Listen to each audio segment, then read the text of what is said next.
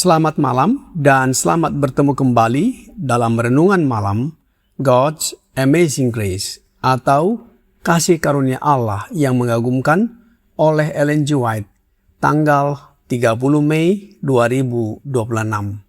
Mari kita berdoa. Bapa kami yang di sorga, Allah pencipta langit dan bumi, laut beserta segala isinya. Satu-satunya Allah yang benar, yang kami sembah selalu melalui anak-Mu Yesus Kristus. Kami bersyukur dan berterima kasih oleh sebab penyertaan dan perlindungan Bapa sepanjang hari Sabat dalam seluruh perbaktian dan penata layanan kami. Biarlah berkat hari Sabat menjadi bagian kami. Pada malam ini kami akan mendengarkan firman-Mu.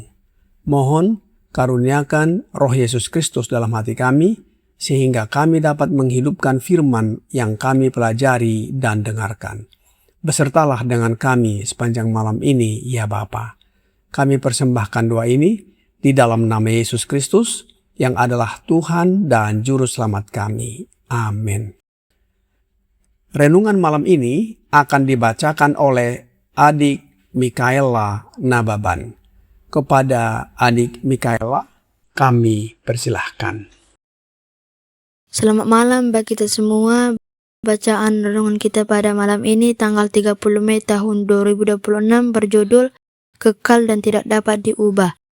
Ayat intinya terdapat di dalam Yeremia 50 ayat 5. Marilah kita menggabungkan diri kepada Tuhan, bergabung dalam suatu perjanjian kekal yang tidak dapat dilupakan. Perjanjian adalah kesepakatan di mana pihak-pihak mengikat diri mereka dan satu sama lain untuk pemenuhan syarat-syarat tertentu.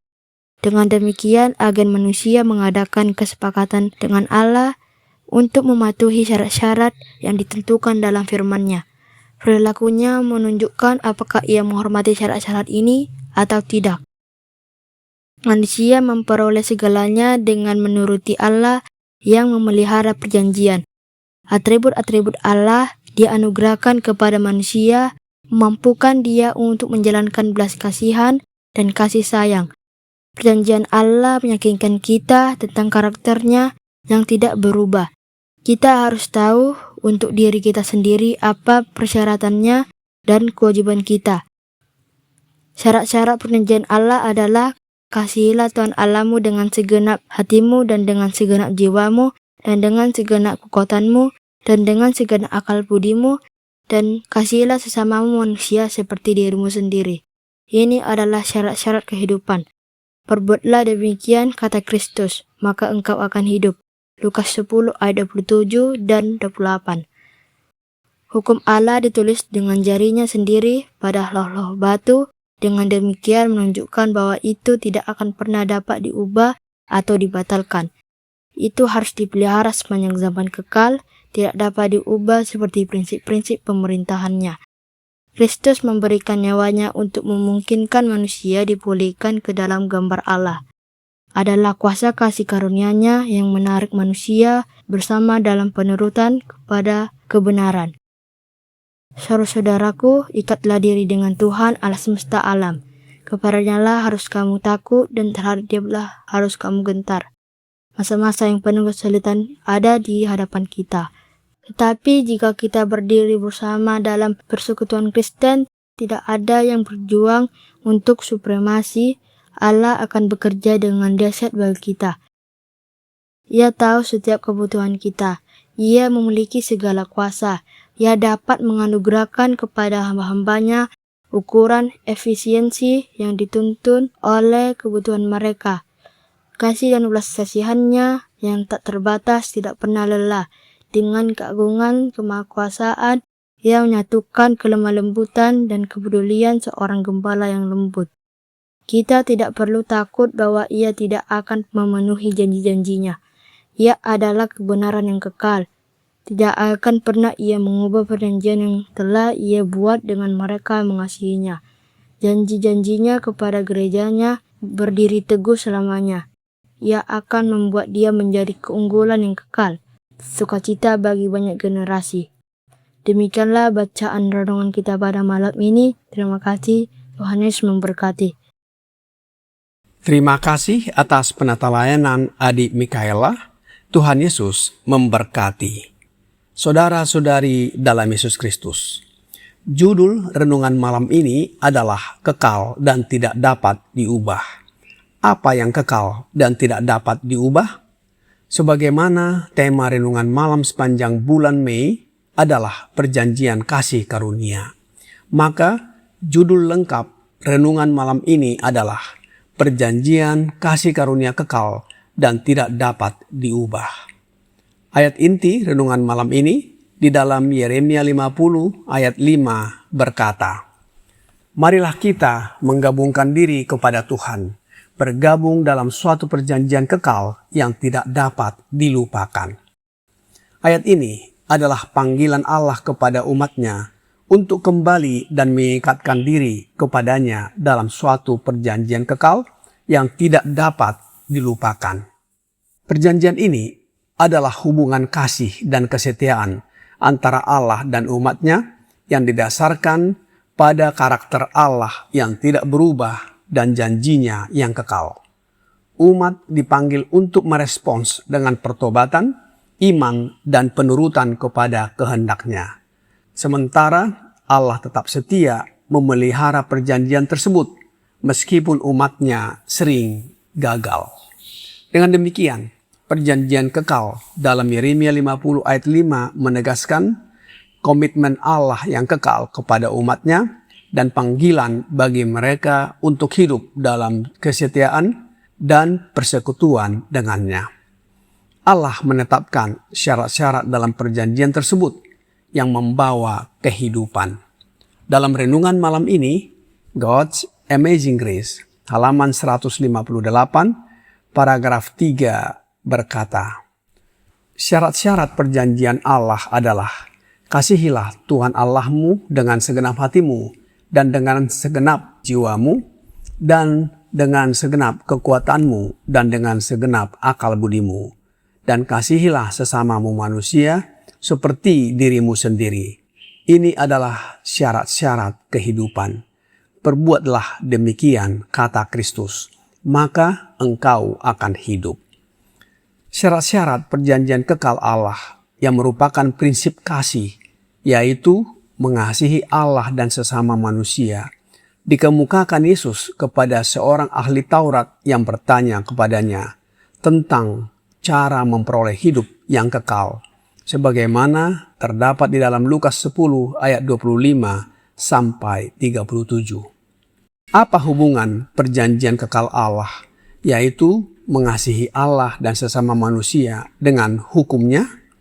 Perhatikan, Yesus mengarahkan ahli Taurat tersebut kepada 10 hukum Allah, yaitu mengasihi Allah dengan segenap hati, jiwa, kekuatan, dan akal budi, serta mengasihi sesama manusia seperti diri sendiri.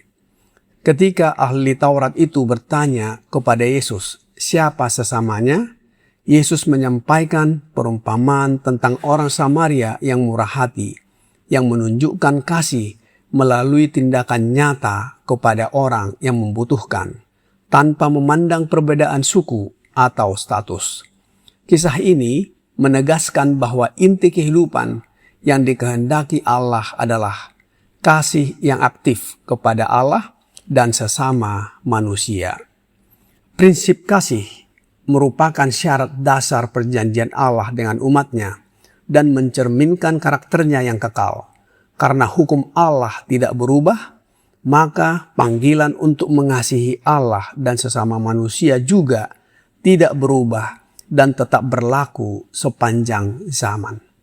Selanjutnya, dalam renungan malam ini, God's Amazing Grace, halaman 158, paragraf 4, berkata, hukum Allah ditulis dengan jarinya sendiri pada loh-loh batu. Dengan demikian menunjukkan bahwa itu tidak akan pernah dapat diubah atau dibatalkan. Itu harus dipelihara sepanjang zaman kekal, tidak dapat diubah seperti prinsip-prinsip pemerintahannya. Kristus memberikan nyawanya untuk memungkinkan manusia dipulihkan ke dalam gambar Allah. Adalah kuasa kasih karunia-Nya yang menarik manusia bersama dalam penurutan kepada kebenaran. Saudara-saudari dalam Yesus Kristus, perjanjian kekal menjamin bahwa Allah tetap setia kepada janjinya, sementara hukum Allah menunjukkan bagaimana umatnya harus hidup dalam hubungan perjanjian tersebut. Dengan demikian, penurutan kepada hukum Allah bukanlah cara memperoleh keselamatan, melainkan respons kasih dan kesetiaan terhadap Allah yang lebih dahulu mengasihi dan menyelamatkan manusia dari cengkeraman setan dan dosa melalui Kristus. Oleh sebab itu, perjanjian kekal dan hukum Allah sama-sama mencerminkan karakter Allah yang tetap, benar, dan tidak berubah sepanjang zaman. Meskipun perjanjian Allah bersifat kekal dan tidak dapat diubah, manusia sering melanggarnya, bukan karena Allah tidak setia, melainkan karena hati manusia yang degil atau keras kepala.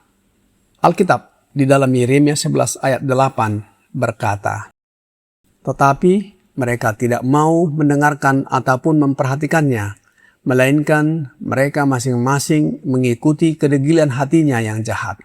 Maka aku telah mendatangkan ke atas mereka segala perkataan perjanjian ini yang telah kuperintahkan dipegang, tetapi mereka tidak memegangnya." Allah telah mendatangkan kutuk atau malapetaka akibat dari perjanjian yang dilanggar oleh umatnya Israel. Sebagaimana janji berkat dan kutuk di dalam Ulangan pasal 28. Pelanggaran terhadap perjanjian Allah erat kaitannya dengan kedegilan hati umatnya. Meskipun Allah telah menyatakan kasih, kuasa, dan kesetiaannya, banyak umatnya memilih untuk tidak menurut dan mengikuti keinginan hati mereka sendiri daripada kehendak Allah.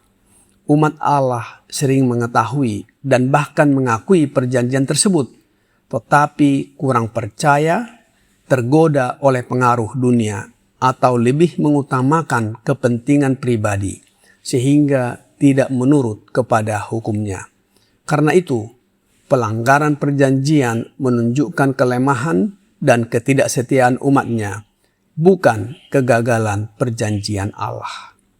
Bagaimana caranya agar kita yang mengaku umatnya dan percaya kepadanya dapat memegang teguh perjanjian kasih karunia tersebut dan tidak melanggarnya? Kita memegang teguh perjanjian kasih karunia tersebut dan tidak melanggarnya hanya melalui Kristus oleh kehadiran Roh-Nya yang kita terima melalui iman dalam hati kita dan mengizinkannya masuk, memampukan kita untuk bertobat, memperbaharui hubungan dengannya, dan hidup dalam penurutan sesuai dengan prinsip kasih yang menjadi dasar perjanjian kekal itu. Alkitab di dalam Yehezkiel 36 ayat 26 dan 27 berkata, "Kamu akan kuberikan hati yang baru dan roh yang baru di dalam batinmu, dan aku akan menjauhkan dari tubuhmu hati yang keras dan kuberikan kepadamu hati yang taat. Rohku akan kuberikan diam di dalam batinmu, dan aku akan membuat kamu hidup menurut segala ketetapanku dan tetap berpegang pada peraturan-peraturanku dan melakukannya." Saudara-saudari dalam Yesus Kristus, Allah tidak meninggalkan kita dalam pelanggaran. Ia berjanji memberikan hati yang baru dan roh yang baru agar kita dapat hidup dalam penurutan kepadanya. Dengan demikian, pelanggaran perjanjian bukan disebabkan oleh ketidaksetiaan Allah, melainkan oleh kedegilan hati kita yang menolak kehendak-Nya, sementara pemulihan terjadi oleh kehadiran Roh Yesus Kristus ketika kita membuka hati dan mengizinkannya masuk untuk mengubahkan hidup kita. Kiranya pekabaran malam ini membawa pembaharuan dan sukacita bagi kita. Tuhan Yesus memberkati. Mari kita berdoa. Bapa kami yang di sorga, terima kasih atas firman-Mu yang menyatakan kepada kami bahwa Bapa setia dalam perjanjian yang telah kami sepakati untuk menurutinya. Allah tidak membiarkan kami terus-menerus melanggar perjanjian dan hukum-Mu, melainkan memberikan kami hati yang baru melalui kehadiran Roh Anak-Mu dalam hati kami. Oleh sebab itu ya Bapa, curahkanlah Roh Anak-Mu Yesus Kristus dalam hati kami, sehingga kami dimampukan untuk hidup menurut kehendak-Mu. Hidup dan karakter kami diubahkan dari hari ke hari, semakin serupa dengan hidup dan karakter Yesus. Bila mana Yesus datang kembali, kami siap menyambutnya dan diangkat masuk ke dalam kerajaan sorga. Kami serahkan hidup kami ke dalam tangan-Mu sepanjang malam ini, ya Bapa. Mohon ampuni kami atas segala dosa dan pelanggaran yang kami lakukan. Kami persembahkan doa ini di dalam nama Yesus Kristus yang adalah Tuhan dan Juru Selamat kami. Amin.